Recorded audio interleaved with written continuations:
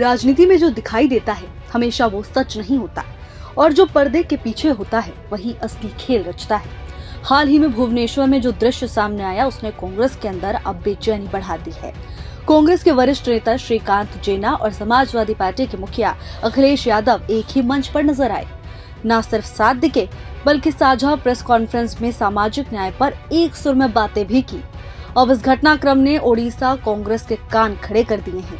अगर सिर्फ व्यक्तिगत मुलाकात होती तो बात वहीं खत्म हो जाती, लेकिन प्रेस को बुलाकर सार्वजनिक रूप से एक मंच साझा करना, खासकर तब जब जेना पार्टी में उपेक्षा की शिकायत कर रहे हों, ये बात सामान्य नहीं मानी जा सकती। ओडिशा कांग्रेस के कान खड़े कर दिए हैं। अगर सिर्फ व्यक्तिगत मुलाकात होती तो बात वहीं खत्म हो जाती, लेकिन प्रेस को बुलाकर सार्वजनिक रूप से एक मंच साझा करना, खासकर तब जब जेना पार्टी में उपेक्षा की शिकायत कर रहे हों, ये बात सामान्य नहीं मानी जा सकती।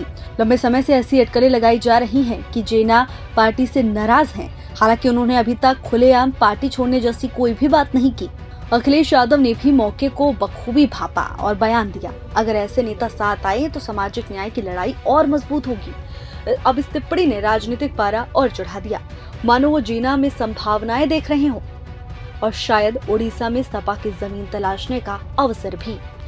जेना ने सफाई में कहा कि अखिलेश जी पुरी के दर्शन को आए थे, पुरानी जान पहचान है इसीलिए मिल लिए और प्रेस कॉन्फ्रेंस महज संयोग था।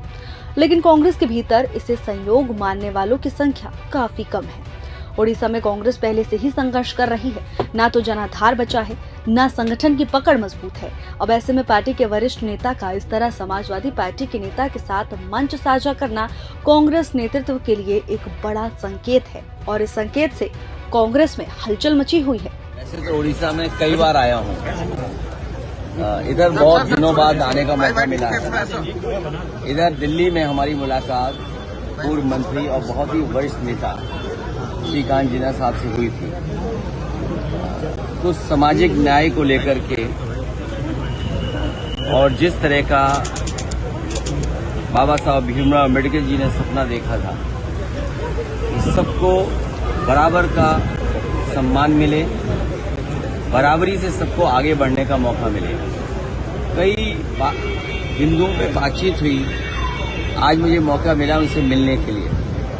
तो श्रीकांत जेना साहब से मैं जो पूर्व में मंत्री रहे हैं, वरिष्ठ नेता हैं, सोशलिस्ट लीडर भी रहे, जो थॉट्स हैं या डेमोक्रेटिक हैं, सेकुलर, इन सब विचारों को लेकर के समाजवादी पार्टी की कोशिश होगी कि उड़ीसा में भी समाजवादी पार्टी बने और आगे बढ़े, यहाँ पर लोगों को जोड़ा जाए। समाजवादी पार्टी का कोई बहुत बड़ा संगठन नहीं है। हमारी कोशिश होगी कि लोगों को हम जोड़ें और अपनी विचारधारा को बताएं, क्योंकि आज सबसे बड़ी बात यह है कि बाबा साहब भीमराव अम्बेडकर जी का जो सपना था, जो सामाजिक न्याय की बात थी, आज हम लोग महसूस करते हैं कि न्याय के साथ साथ सामाजिक न्याय की स्थापना हो, सामाजिक न्याय के राज की स्थापना हो, उस दिशा में हम लोग काम करेंगे। क्योंकि लगातार गैर बराबरी बढ़ रही है।